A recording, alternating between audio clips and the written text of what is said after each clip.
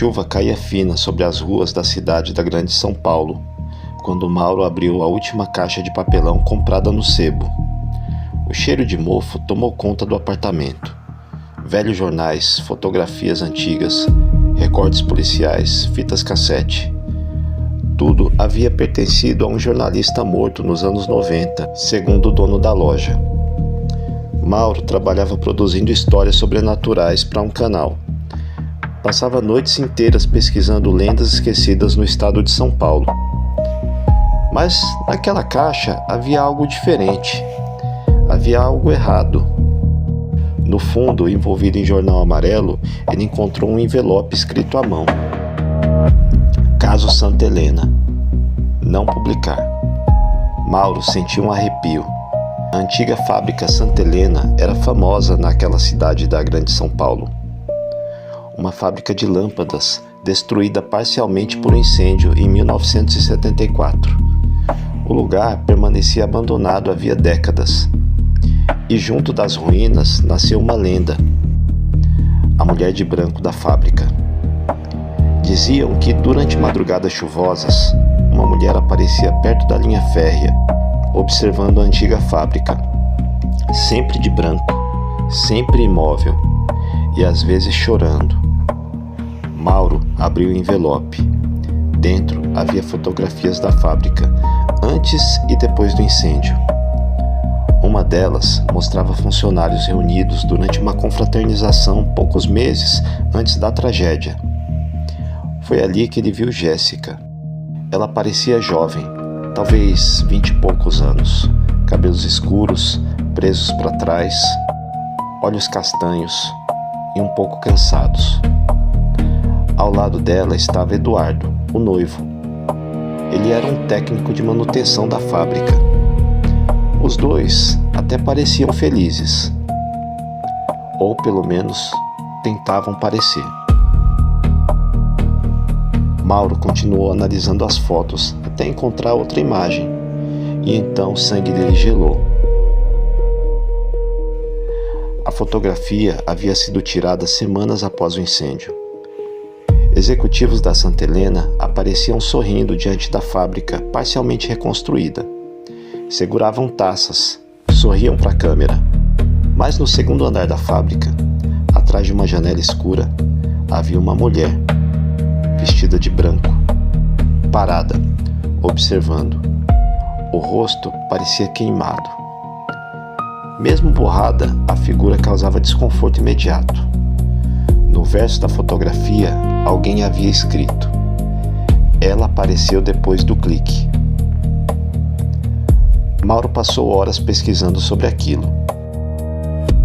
E quanto mais procurava, mais estranhas as coisas ficavam. Após a reinauguração da fábrica, funcionários começaram a relatar acidentes inexplicáveis. Máquinas ligavam sozinhas. Lâmpadas explodiam sem motivo. Operários ouviam passos nos corredores vazios. E muitos afirmavam ver uma mulher perto dos antigos fornos. Mas havia algo ainda pior. Eduardo desapareceu 3 semanas após a reinauguração.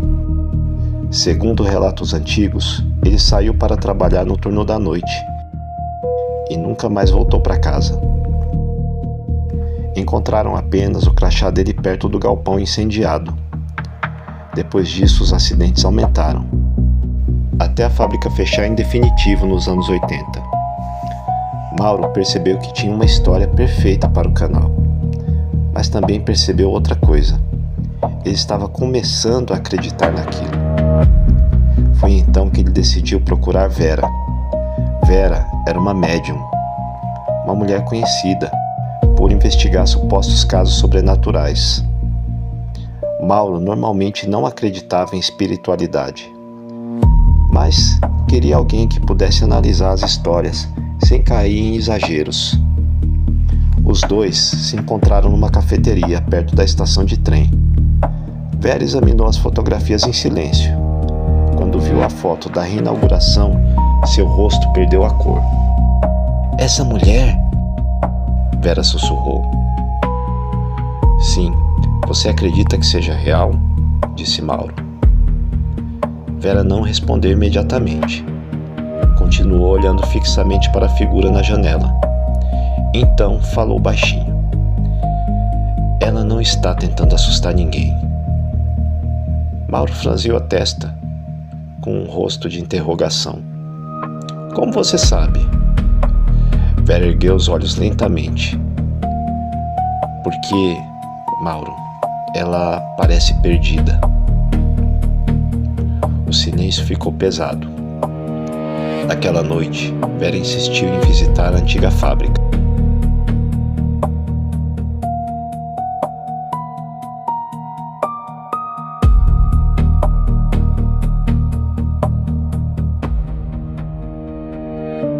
A antiga fábrica ficava isolada, atrás de muros cobertos por pichações. O prédio parecia morto, mas ali tinha um silêncio muito estranho, bem pesado, como se o lugar estivesse esperando alguma coisa. Mauro iluminava os corredores com uma lanterna e Vera caminhava lentamente observando tudo ao redor. O cheiro de ferrugem dominava o ambiente, mas havia outro cheiro também. Cheiro de queimado, um cheiro um pouco antigo, de coisas velhas, como fumaça impregnada nas paredes. Então, ouviram alguns barulhos, como passos lentos, arrastados. Mauro virou a lanterna rapidamente, assustado. E nada, só escuridão. Vera fechou os olhos e começou a sentir. Mauro, tem alguém aqui. O ar começou a ficar frio. A luz da lanterna começou a piscar. Então, apareceu no fim do corredor uma mulher de branco, parada, imóvel. O vestido dela estava parcialmente queimado. A pele dos braços parecia marcada pelo fogo. A sua imagem era translúcida. Mas o pior eram seus olhos, cheios de tristeza. Ela olhava diretamente para Mauro e depois para Vera. E então falou. Eduardo!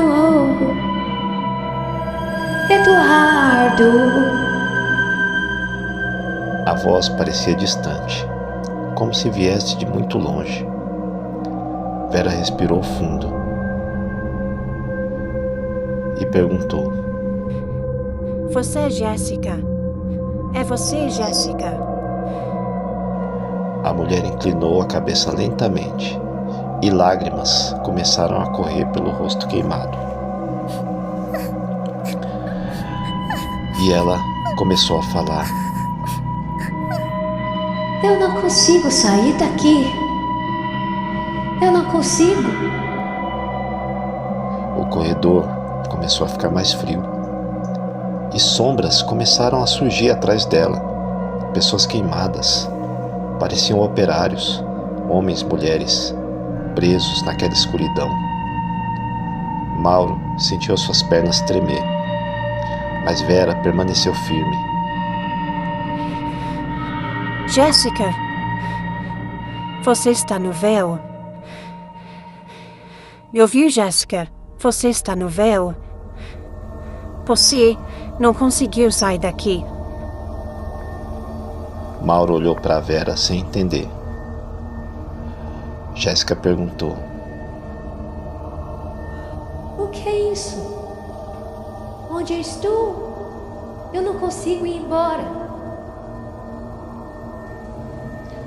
Mauro olhou para ela sem entender e perguntou. O que é isso? E Vera respondeu sem tirar os olhos de Jéssica. Mauro, é um lugar entre a vida e a morte. Algumas almas ficam presas quando morrem carregando medo, dor, culpa, arrependimentos. Jéssica começou a chorar. Ele me deixou aqui. Foi ele. Ele me deixou. Ele me deixou aqui. Eu amava ele. As luzes piscaram violentamente. Então uma nova figura surgiu no escuro. Um homem alto, corpo desfigurado, os olhos negros. Era Eduardo, ou o que restava dele. Pois os espíritos tomam a forma da sua aura. Mauro deu um passo para trás imediatamente. Eduardo encarava Jéssica com ódio. Você devia ter ficado calada. Eu mandei você ficar quieta. Eu mandei. A voz dele parecia metal arrastado no concreto. Jéssica tremia. Você prometeu que ia me salvar. Você prometeu. O corredor inteiro começou a ecoar sons de explosões distantes, como se um incêndio estivesse acontecendo novamente. Vera segurou o crucifixo no pescoço. Jéssica, Ela perguntou. o que aconteceu naquela noite, Jéssica? Nós queremos te ajudar. Jéssica demorou alguns segundos para responder. Então, olhou diretamente para Mauro e começou a falar. Na noite do incêndio, ela contou para Eduardo que estava grávida. Achou que ele ficaria feliz, mas Eduardo entrou em desespero. Ele não queria filhos. Ele não queria casamento, não queria responsabilidades. Os dois discutiram perto do setor da fundição. A discussão ficou pior quando Jéssica disse que contaria tudo para a família dele. Eduardo perdeu o controle. Durante a briga, uma das tubulações de gás foi danificada. O fogo começou segundos depois. As pessoas correram desesperadas, mas Jéssica ficou presa numa área cercada por chamas. Ela gritava por ajuda. E Eduardo voltou. Por um instante, ela achou que seria salva, pelo amor da vida dela. Achou que ele abriria a porta. Achou que ele seguraria sua mão. Mas Eduardo apenas ficou parado, olhando para ela, com o rosto iluminado pelo fogo. Jéssica começou a chorar enquanto contava. Eu implorei tanto. As sombras ao redor começaram a se mover violentamente. Eu disse que nosso filho também morreria. Eu disse que era filho dele. Eduardo abaixou a cabeça lentamente, como alguém derrotado. E mesmo assim, ele se virou e foi embora. E me deixou para morrer. Silêncio. Mauro sentiu o estômago embrulhar. Jéssica continuou. Eu morri chamando por ele. O corredor inteiro mergulhou na escuridão. Os gritos dos mortos ecoaram pela fábrica. Vera começou a rezar. As entidades começaram a surgir ao redor deles. Pessoas queimadas, presas no véu junto com Jéssica. Eduardo olhou para Mauro pela primeira vez. E então revelou a verdade final. Que, consumido pela culpa, desde a noite do incêndio, em certa noite que ele foi trabalhar, ele estava atormentado por vozes em sua cabeça e foi atraído até o velho galpão. Chegando lá, as vozes ficaram mais fortes, mais atormentadas. Ouvia gritos em sua mente. Ele foi atraído pelas vozes até a velha caixa d'água. Subiu até o topo da caixa d'água e, quando colocou a cabeça para olhar o vão de abertura, ele foi puxado para dentro da escuridão e caiu na caixa d'água vazia. Lá, primeiramente, só viu a escuridão e, de repente, ele acordou preso dentro daquela fábrica, vendo Jéssica naquele estado e todas as outras pessoas que tinham morrido, e ele estava junto. E além disso, consumido por uma culpa que não passava, que o corroía seu espírito. E desde então, os dois permaneceram presos no véu. Ela pela dor e ele pela culpa. Vera se aproximou lentamente de Jéssica. Jéssica, você precisa deixar ele ir. Para você ter paz. Jéssica chorava sem parar. Eu só queria que ele tivesse voltado. Eu só queria que ele tivesse voltado. Vera segurou sua mão. E naquele instante, o ambiente mudou. O frio desapareceu. As sombras começaram a sumir lentamente. Os operários mortos desapareceram um por um, como fumaça levada pelo vento. Eduardo olhou para Jéssica pela última vez. E pela primeira vez, seu rosto não parecia monstruoso. Parecia apenas humano, quebrado pela culpa. Me perdoa, ele sussurrou. Jéssica fechou os olhos. Ele desapareceu. A fábrica ficou silenciosa, completamente silenciosa.